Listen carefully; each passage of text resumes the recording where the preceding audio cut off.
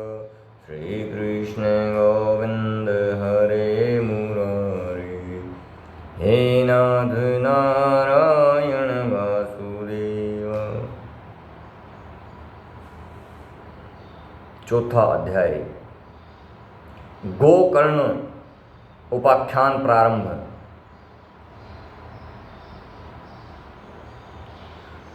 सुत जी कहते हैं, मुनीश्वर, उस समय अपने भक्तों के चित्त में अलौकिक भक्ति का प्रादुर्भाव हुआ है। देख वात्सल्य,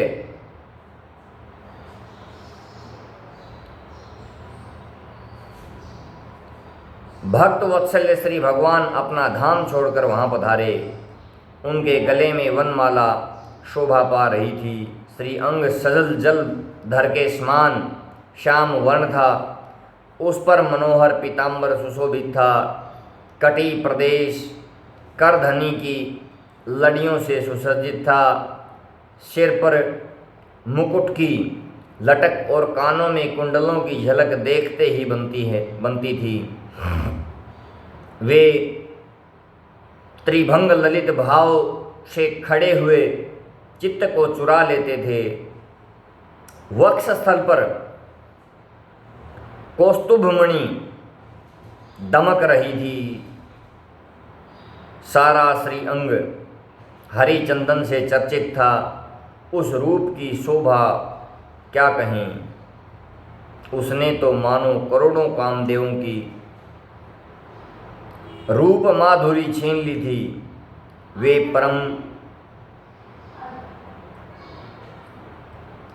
परमानंद चिन्ह मूर्ति, मधुर अति मधुर मुरलीधर, ऐसी अनुपम छवि से अपने भक्तों के निर्मल चित्त में आविर्भूत हुए। भगवान के नित्य लोक निवासी लीला परिकर उद्वादी वहां गुप्त रूप से उस कथा को सुनने के लिए आए हुए थे। प्रभु के प्रकट होते ही चारों ओर जय जयकार होने लगी। जय जयकार की ध्वनि गूंजने लगी। उस समय भक्ति रस का अद्भुत प्रवाह चला। बार बार अबीर गुलाल और पुष्पों की वर्षा तथा शंख ध्वनि होने लगी। उस सभा में जो लोग बैठे थे उन्हें अपने देह गेह और आत्मा की भी कोई शुद्धि न रही। उनकी ऐसी तन्मयता को देखकर नारद जी कहने लगे, मुनीश्वरगण, आज सप्ताह श्रवण की मैंने यह बड़ी ही अलौकिक महिमा देखी। यहाँ तो जो बड़े मूर्ख दुष्ट और पशु पक्षी भी हैं वे सभी अत्यंत निष्पाप हो गए हैं। अतः इसमें संदेह नहीं है कि कलिकाल में चित्त की शुद्धि के लिए इस भगवत कथा के स्नान मर्त्य लोक में पाप पुंज का नाश करने वाला कोई दूसरा पवित्र साधन नहीं है। मुनीश्वर कहते हैं, आप लोग बड़ी कृपालु हैं। आपने संसार के कल्याण का विचार करके यह बिल्कुल निराला ही मार्ग निकाला है। आप कृपया यह तो बताइए कि इस कथा रूप सप्ताह यज्ञ द्वारा संसार में कौन कौन लोग पवित्र हो जाते हैं। तब सनकादि ने कहा, जो लोग सदा तरह तरह के पाप किया करते हैं, निरंतर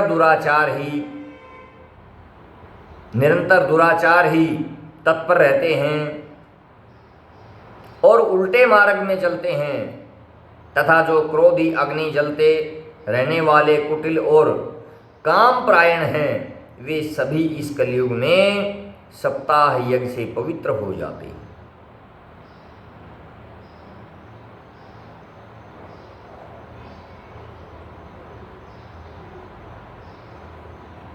जो सत्य से, जो माता पिता की निंदा करने वाले, तृष्णा के मारे व्याकुल, आश्रम धर्म में रहित, दंभी, दूसरों की उन्नति को देखकर कुढ़ने वाले और दूसरों को दुख देने वाले हैं, वे भी कलयुग में सप्ताह यज्ञ से पवित्र हो जाते हैं। जो मदिरा पान, ब्रह्म हत्या, स्वर्ण की चोरी, गुरु स्त्री गमन और विश्वासघात, ये 5 महापाप करने वाले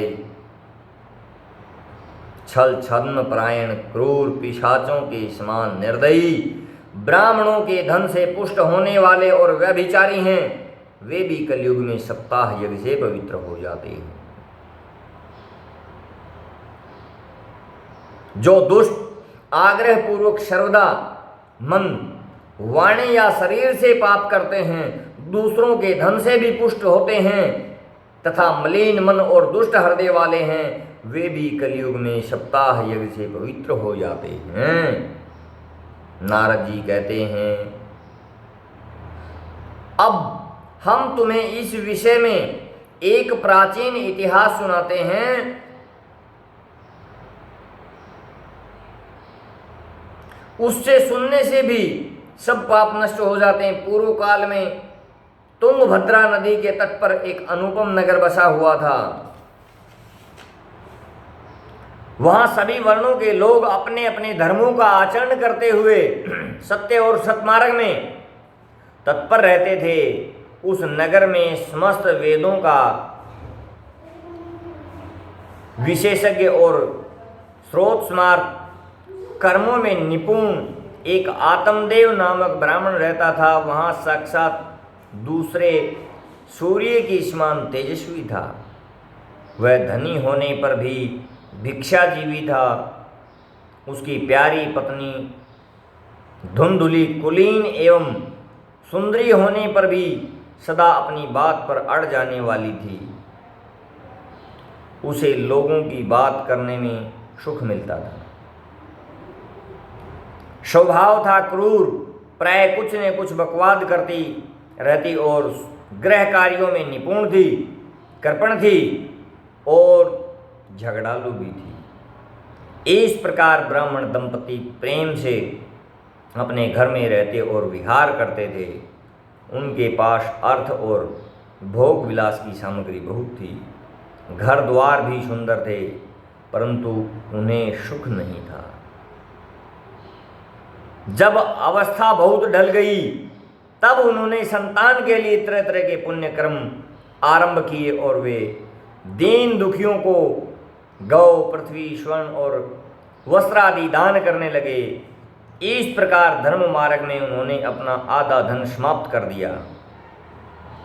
तो भी उन्हें पुत्र या पुत्री किसी का भी मुख देखने को नहीं मिला। इसलिए वह ब्राह्मण बहुत ही चिंतातुर रहने लगा।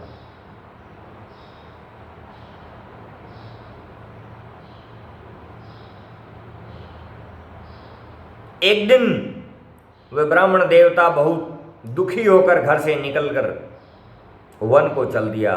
दोपहर के समय उसे बहुत प्यास लगी थी, इसलिए वह एक तालाब पर आया। संतान के अभाव में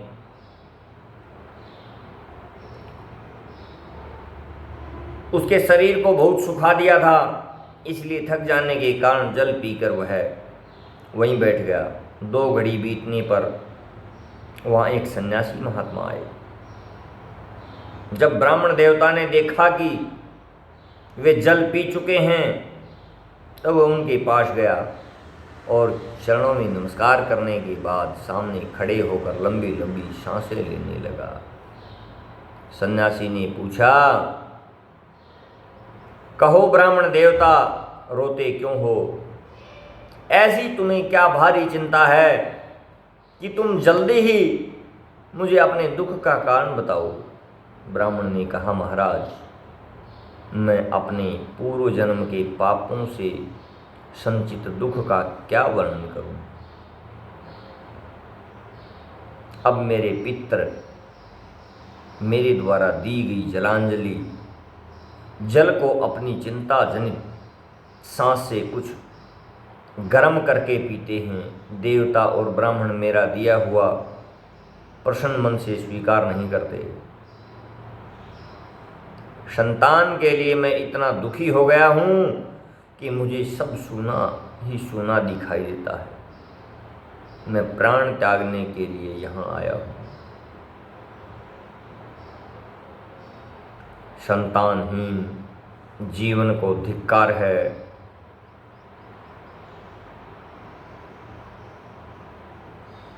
संतानहीन धन को धिक्कार है, संतानहीन कुंड को धिक्कार है। मैं जिस गाय को पालता हूँ वह भी सर्वथा बांझ हो जाती, जो पेड़ लगाता हूँ उस पर भी फल फूल नहीं लगते, मेरे घर में जो फल आता है वह भी बहुत ही जल्दी सड़ जाता है। जब मैं ऐसा अभागा और पुत्रहीन हूँ तब फिर इस जीवन ही रहकर मुझे क्या करना है।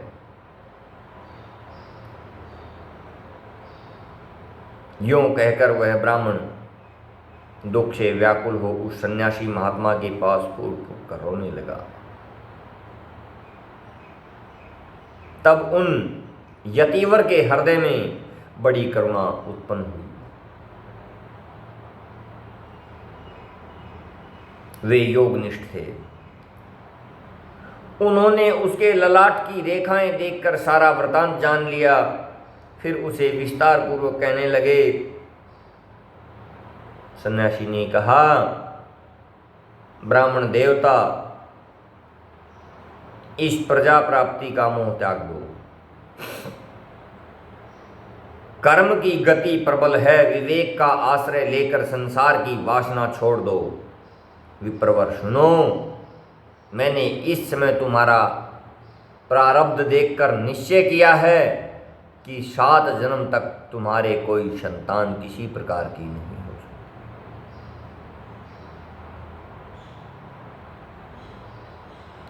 पूर्व काल में राजा सगर एवं अंग को संतान के कारण दुख भोगना पड़ा था। ब्राह्मण, अब तुम कुटुंब की आशा छोड़ दो, संन्यास में ही सब प्रकार का सुख है। ब्राह्मण ने कहा, महात्मा जी, विवेक से मेरा क्या होगा? मुझे तो बलपूर्वक पुत्र दीजिए, नहीं तो मैं अभी आपके सामने ही शोक मूर्छित होकर अपने प्राण त्यागता हूँ। जिसमें पुत्र क्षत्रिय आदि का सुख नहीं है, ऐसा संन्यास तो सर्वथा नीरस ही है। लोक में सरस तो पुत्र पौत्र आदि से भरा पूरा गृहस्थ आश्रम ही है। ब्राह्मण का ऐसा आग्रह देखकर उन तपोधन ने कहा, विधाता के लेख को मिटाने का हठ करने से राजा चित्रकेतु को बड़ा कष्ट उठाना पड़ा था। इसलिए देव जिसके उद्योग को कुचल देता है, उस पुरुष के समान तुम्हें भी पुत्र से सुख नहीं मिल सकेगा। तुमने तो बड़ा हट पकड़ रखा है और अर्थी के रूप में तुम मेरे सामने उपस्थित हो।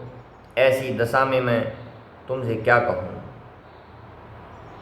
तब महात्मा जी ने देखा कि यह किसी प्रकार अपना आग्रह नहीं छोड़ता। तब उन्होंने उसे एक फल देकर कहा, इसे तुम अपनी पत्नी को खिला देना, इससे उसको एक पुत्र होगा। तुम्हारी स्त्री को 1 साल तक सत्य, सोच, दया, दान और एक समय एक ही अन्न खाने का नियम रखना चाहिए। यदि वह ऐसा करेगी तो बालक बहुत शुद्ध स्वभाव वाला होगा। ब्राह्मण अपने घर लौट गया। वहाँ आकर उसने वह फल अपनी स्त्री के हाथ में दे दिया और स्वयं कहीं चला गया। उसकी स्त्री तो कुटिल स्वभाव की थी। वह रो रो कर अपनी एक सखी से कहने लगी, सखी, मुझे तो बड़ी चिंता हो गई। मैं तो यह फल नहीं खाऊंगी। फल खाने से गर्भ रहेगा और गर्भ से पेट बढ़ जाएगा, फिर कुछ खाया पिया जाएगा नहीं। इससे मेरी शक्ति क्षीण हो जाएगी। तब बता घर का धंधा कैसे होगा? और देववश यदि कहीं गांव में डाकुओं का आक्रमण हो गया तो गर्भिणी स्त्री कैसे भागेगी? यदि सुखदेव जी की तरह यह गर्भ भी पेट में ही रह गया तो इसे बाहर कैसे निकाला जाएगा? और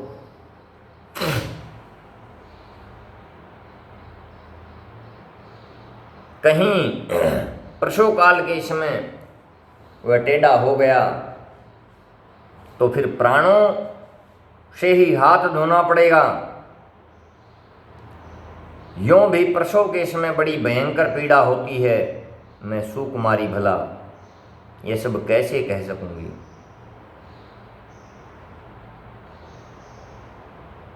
मैं जब दुर्बल पड़ जाऊंगी तब नंदरानी आकर घर का यह सब माल मता समेट ले जाएंगी और मुझसे तो सत्य सोच आदि नियमों का पालन होना भी कठिन ही जान पड़ता है। जो स्त्री बच्चा जन्मती है उसे उस बच्चे के लालन पालन में भी बड़ा कष्ट होता है।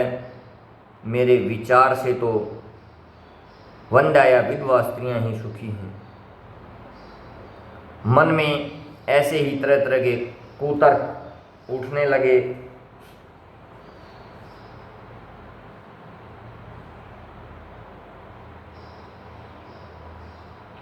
वह फल नहीं खाया और जब उसके पति ने पूछा फल खा लिया तब उसने कह दिया कि हाँ खा लिया। एक दिन उसकी बहन अपने आप ही उसके घर आई। तब उसने अपनी बहन का सारा वृतांत सुनाकर कहा कि मेरे मन में इसकी बड़ी चिंता है। मैं इस समय दुख के कारण दिनों दिन दुबली हो रही हूँ। बहन मैं क्या करूँ। बहन ने कहा मेरे पेट में बच्चा है, प्रसव होने पर वह बालक मैं तुझे दे दूँगी। तब तक तुम गर्भवती के समान घर में गुप्त रूप से मुख से सुख से रहे। तू मेरे पति को कुछ धन दे देगी तो वे तुझे अपना बालक दे देंगे। हम ऐसी युक्ति करेंगे कि जिससे सब लोग यही कहें कि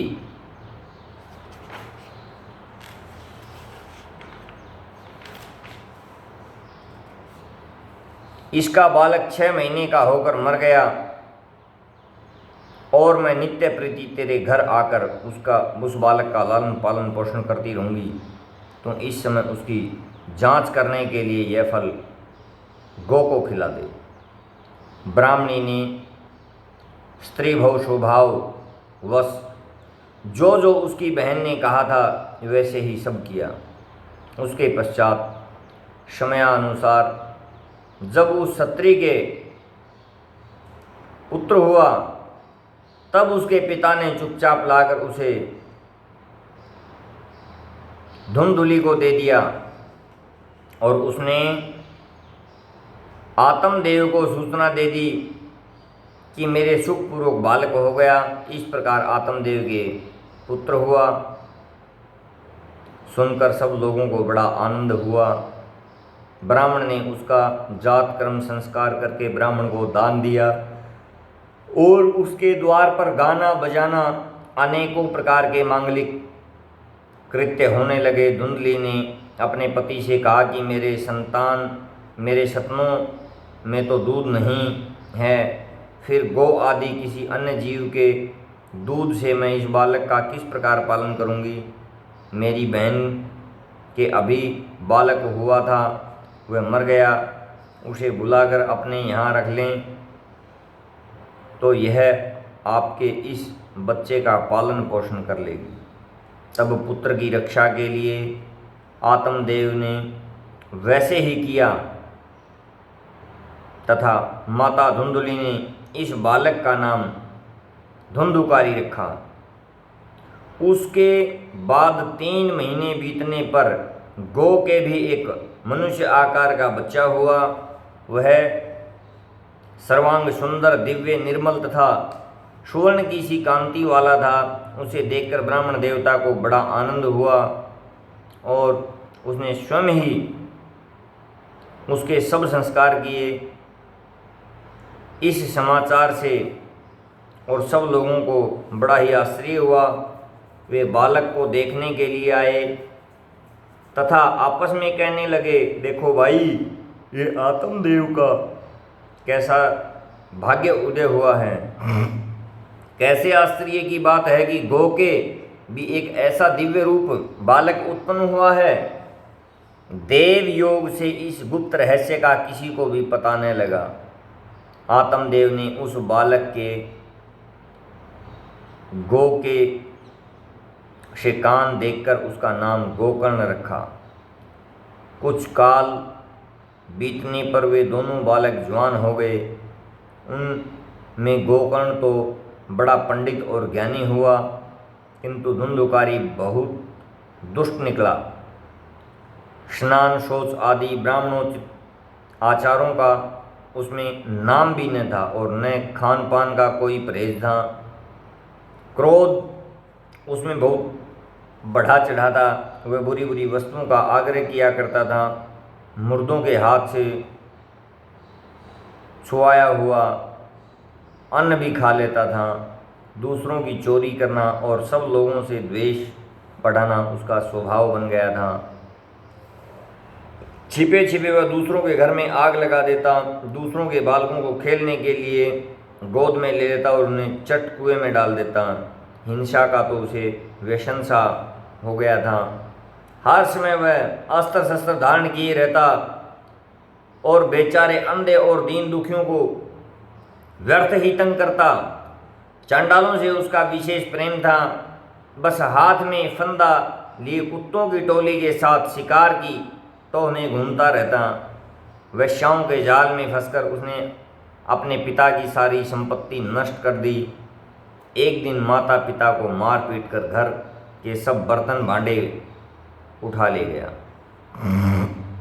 इस प्रकार जब सारी संपत्ति स्वाहा हो गई तब उसका कृपण पिता फूट फूट कर रोने लगा और बोला, इससे तो उसकी माँ का बांझ रहना ही अच्छा था।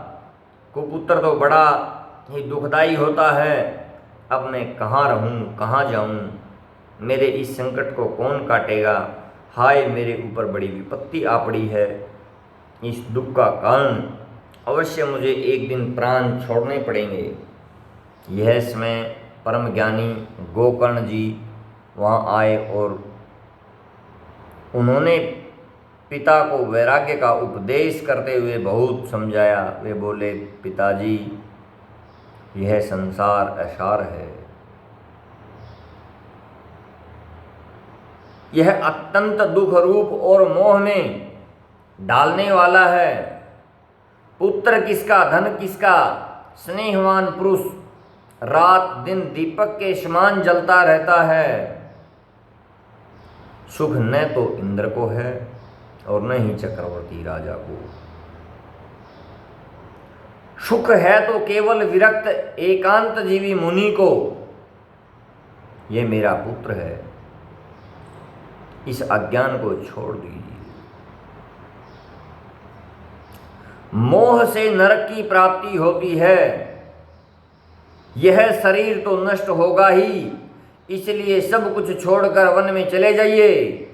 गोकर्ण के वचन सुनकर आत्मदेव वन में जाने के लिए तैयार हो गए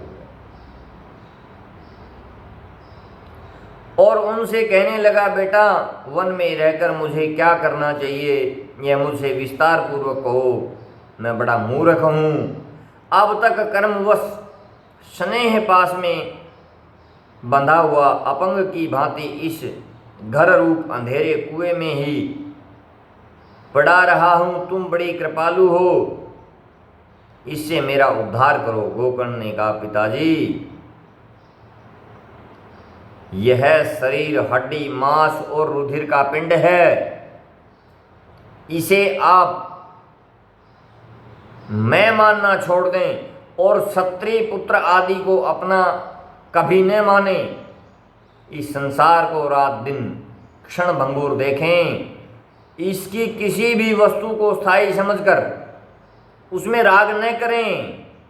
बस एकमात्र वैराग्य रस से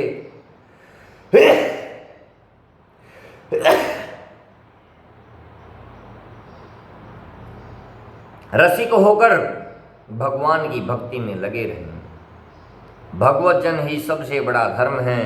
निरंतर उसी का आश्रय लिए रहे ये सब प्रकार के लौकिक धर्मों से मुख मोड़ लें, सदा साधुजनों की सेवा करें, लोगों की लालसा को पास न भटकने दें तथा जल्दी ही दूसरों के गुण दोषों का विचार करना छोड़कर एकमात्र भगवत सेवा और भगवान की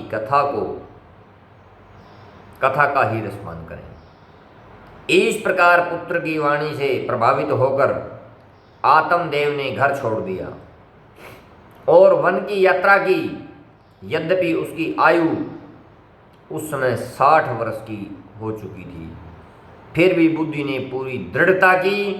वह रात दिन भगवत की सेवा पूजा करने से और नियम पूर्वक भगवत के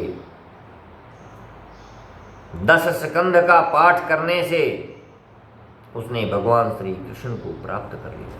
ऐसे दयावान कृपावान भगवान श्री कृष्ण की जय जयकार हो।